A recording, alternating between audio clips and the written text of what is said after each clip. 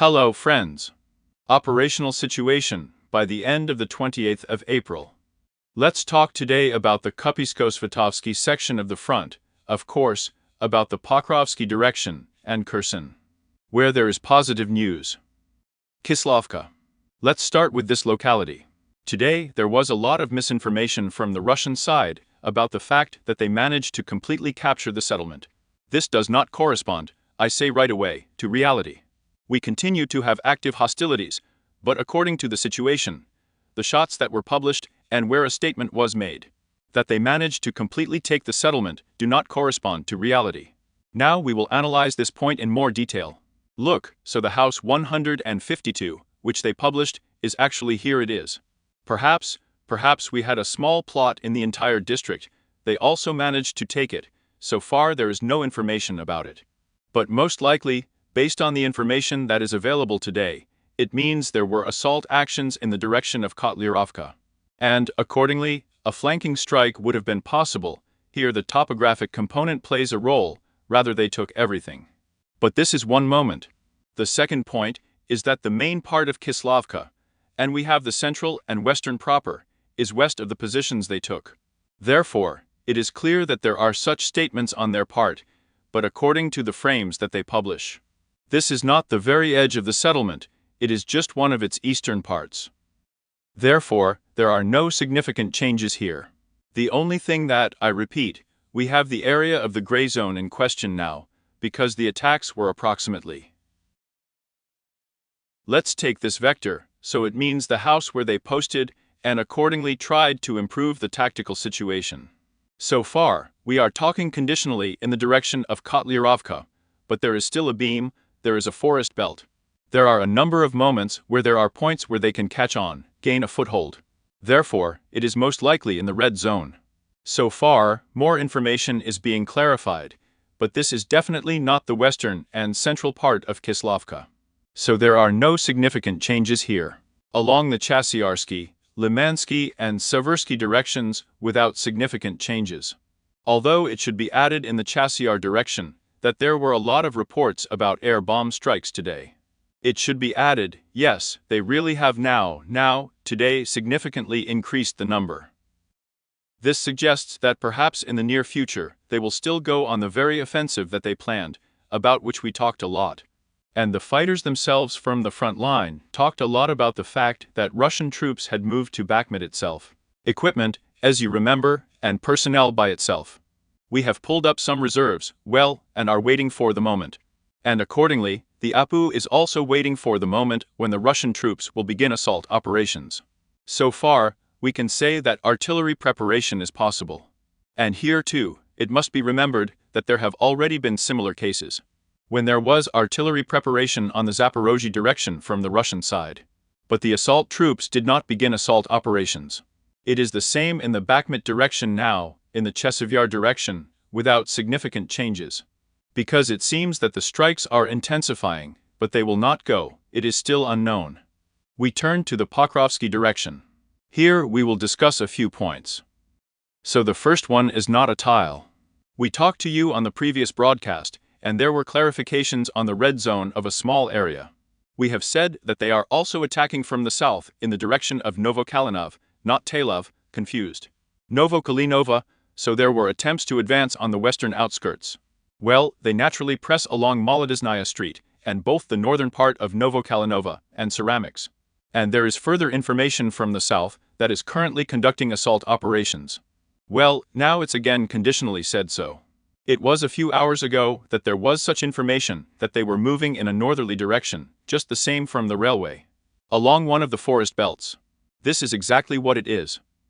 In general, so far it is being clarified here, because there are battles going on, we are talking about the active phase now. So it is not known how it will end. But we need to make a little remark here. Now the enemy will increase pressure on this sector of the front, because he also understands that this ledge is unprofitable for him. Therefore, it will naturally take increased pressure on Novokalinov now. And as for Osheredin, so far no official information has been received from the Russian side about full control over the settlement. But the information that we have from the fighters on our side is fighting on the northern outskirts. Actually, it can be interpreted in different ways here. So far, we have no significant changes. Approximately in this area, there are, as I understand it, active hostilities. But in general, the situation is naturally always late with us, because this is not covered in real time. In general, the main focus is on the northern part. Now as for Semenovka Berdik. So, today there was a statement from Alexander Siersky about the fact that the APU retreated from Novobakhmutovka, Semenovka Berdik in the western direction. Well, actually, what are the Russian troops doing now? We have said that they will try to advance south of Solovyev, south of Novobakhmutovka, from Semenovka, and, in principle. So far we are talking about battles and attempts by small assault groups from the Russian side to advance within the gray zone and take control of the beam with buildings. Well, here a little further south, there are also attacks along the forest belt south of the abandoned reservoir. So far, and without significant changes. At the same time, there are changes not of the tile with us. So, we just talked to you on previous broadcasts that it's too early to talk about the vector, because there is activity. They are trying to attack with a wide coverage. Where next? From Mayday. But now they moved on not Tilov. They did not move south as it was supposed. Yes, there was a very wide coverage, about 2 kilometers. Yes, there were points where they were trying to advance, but in general they went in a westerly direction, to the village of Ney-Tailovo. Footage was published from the AFU, where the AFU is firing at the places where Russian troops are present in the building. And accordingly, we have added the advance of Russian troops in a section up to 500 meters wide, to a depth of 1 kilometer. But again, we have just added, it is important to understand where the point of impact on the Russian troops was. That is, they are in this area. They moved roughly along this oval, so to speak. Well, and several houses themselves, where fire damage was inflicted on them. Therefore, the situation is currently unknown to the end. Again, naturally, they will pull up forces. Again, we are talking about numerical superiority, and so on. But so far it doesn't make sense anymore. Yes, how many times have we repeated it? In simple words, they will push.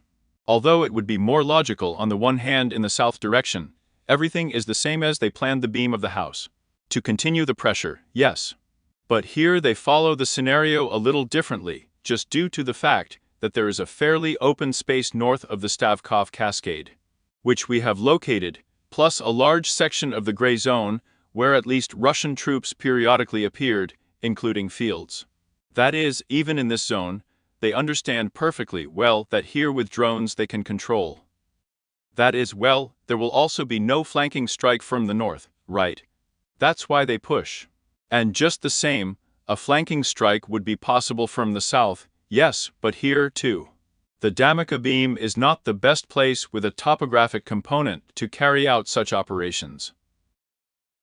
Therefore, let's say tactically, we have already said that it is not the tile itself, it is located in a very inconvenient place. Firstly, the Charles Reservoir, and secondly, the closer they get and do not enter the tile itself. There will only be a result here. There are several supply roads, the main one, and, accordingly, two secondary ones. And the closer they get, the more they will be able to take partial fire control. It is very difficult now, in such areas, with the number of drones that are on the battlefield, to bring such defensive actions. To transfer them when a narrow area, and the enemy is patrolling it regularly, so to speak, from the air. Well, in general, according to the situation that exists, I said. Again, I repeat, we have clarified this so far, where we have visual confirmation. The fighting is active, the assault actions are continuing, and at the same time not only in the direction of Nontailov. Now, as you understand, they are also pressing in the southern direction of Pervomaysky. That is, along several intersections of forest belts in the southern direction, and along the territory of abandoned orchards. They are also taking small assault groups. This is not a large number at all involved in this area, I mean along the forest belts in the south direction, along the intersections. In the area of intersections, and in the fruit orchards, it means 3, 5, 7 people, no more. Yes, they are active. But still there are 30 or 40 people in total. But they need to be stopped and, accordingly, their main task is to disperse as much forces and funds as possible to the court. That is, aerial reconnaissance on our part, and, accordingly, artillery strikes and in-flight drones. Therefore, in fact, we simply state here all the same attacks with a wide coverage, and due to this wide coverage and numerical superiority, the enemy has partial success. This is in short. Now as for Krasnogorovka. We have not recorded any significant changes in this sector of the front. It should be added here that, in principle, as in other areas, after any advance of the Russian troops, except for the Pokrovsky direction, we have already said that this is an exception to the rules. From what has happened over the past 2 years, it's the only direction where it doesn't fit in yet. On all others, after promotion, they need a few days in order to replenish their forces again, carry out rotations, tighten reserves, again equipment, and so on and so on. Therefore, there is still positionality here. Small assault groups operate periodically within the gray zone, and of course the DRU. Well, there are mostly small assault groups here, though. So far, we are not fixing any changes. The main pressure is still Geologichная Street and Железнodorожная Street in the western direction. It also means that we have attempts from Geologichная Street in the western direction to gain a foothold in this area, and attempts to advance from the area of the intersection of Geologichная Street and Vachutina in the western direction, also within the gray zone. So far, we are not fixing any new changes. In the Kurakhovsky direction, as a whole, without significant changes, including Novomikhailovka. Today there were also reports from this section of the front as a whole, no changes were recorded. There are attacks, but small assault groups. Now a big bet on the Russian side is being made on the Pokrov direction, and yet it is expected that they will proceed to that very assault on the Chasky, because there are a lot of reports about their forces accumulated there. Well, not only forces, it's not about personnel, it's more about armored vehicles that they have accumulated, it's all fixed. Transfer and so on. In secluded places, what is stored somewhere, something is knocked down, destroyed, but in general, there is a shock fist there. But, as they say, time will tell. Now we turn to one news item, and then we will move from it along the map.